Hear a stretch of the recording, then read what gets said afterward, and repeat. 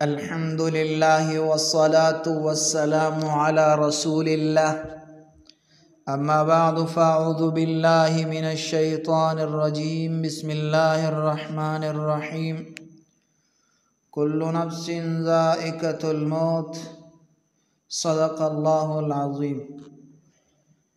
معزز سامعین کرام، موت ایک ایسی حقیقت ہے جس سے دنیا کا کوئی انسان انکار نہیں کر سکتا، چاہے وہ بادشاہ ہو یا فقیر ہو یا جوان ہو یا بوڑھا ہو یا عالم ہو یا جاہل ہو، سب نے ایک دن اس حقیقت کا ذائقہ چکھنا ہے۔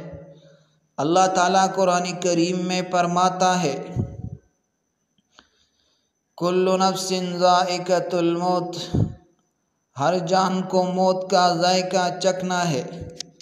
یہ موت ہی وہ دروازہ ہے جس کے بعد اصل زندگی یعنی آخرت کی زندگی شروع ہوتی ہے۔ نبی کریم صلی اللہ علیہ وسلم نے فرمایا، اکثروا ذکر حادم اللذات، لذتوں کو توڑنے والی چیز یعنی موت کو کثرت سے یاد کیا کرو۔ یعنی دنیا کی جتنی بھی خوشیاں، آسائشیں ہیں اور نعمتیں ہیں، ان سب کو موت توڑ دیتی ہے۔ موت کی حقیقت کیا ہے؟ انسان جب دنیا میں آتا ہے تو وہ سمجھتا ہے کہ یہ زندگی ہمیشہ قائم رہے گی، لیکن حقیقت یہ ہے کہ یہ زندگی ایک سفر ہے۔ قبر کے دروازے سے گزرنے کے بعد انسان یا تو جنت کے باغوں میں چلا جاتا ہے یا جہنم کے گڑھوں میں۔ حضرت عثمان غنی رضی اللہ تعالیٰ عنہ جب قبر کے پاس کھڑے ہوتے تو اتنا روتے کہ داڑھی مبارک تر ہو جاتی۔ صحابہ کرام نے عرض کیا، آپ جنت و دوزخ کا ذکر سنتے ہیں تو اتنا نہیں روتے جتنا قبر پر روتے ہیں۔ آپ صلی اللہ علیہ وسلم نے فرمایا، قبر آخرت کی پہلی منزل ہے، اگر یہ اچھی ہو گئی تو آگے سب آسان ہے، اگر یہ بگڑ گئی تو آگے سب کچھ بگڑ جائے گا۔ یہاں پر ایک واقعہ میں پیش کر رہا ہوں۔ حضرت حسن بصری رحمہ اللہ کے پاس ایک شخص آیا اور کہنے لگا، حضرت میں بہت گناہگار ہوں، مجھے کوئی نصیحت کرے۔ آپ نے فرمایا، اے شخص، سوچ کے جب تجھے قبر میں رکھا جائے گا، تیرے عزیز و اقارب تجھے دفن کر کے واپس لوٹ جائے گے اور تو تنہا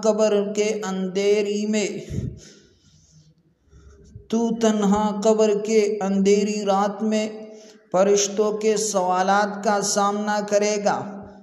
نہ مال تیرے کام آئے گا، نہ جاہ و منصب، نہ دنیا کی عیش و عشرت۔ پھر سوچ اس وقت تیرا کیا حال ہوگا۔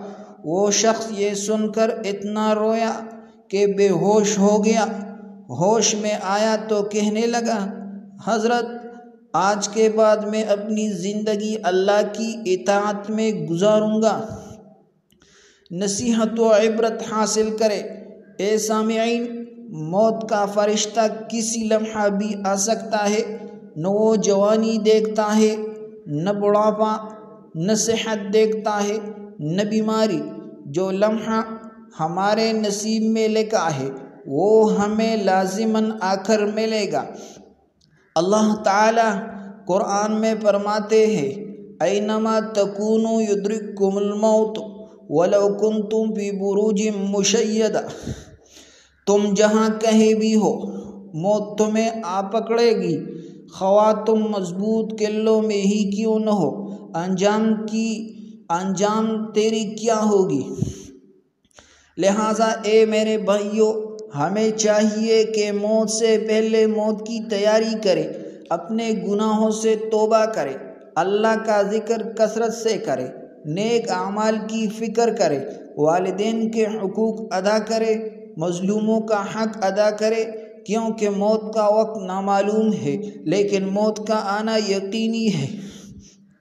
تو آپ پر لازم ہے کہ موت کثرت سے یاد کرے تاکہ آپ کا رجحان آخرت کی طرف ہو، اللہ کی طرف ہو، پیغمبر کی طرف ہو، تو آپ کامیاب ہو جائیں گے۔ اللہم اجعلنا آخر کلامنا من الدنیا کلمۃ لا الہ الا اللہ محمد رسول اللہ صلی اللہ تعالی علی خیر خلقہ محمد وآلہ واصحابہ۔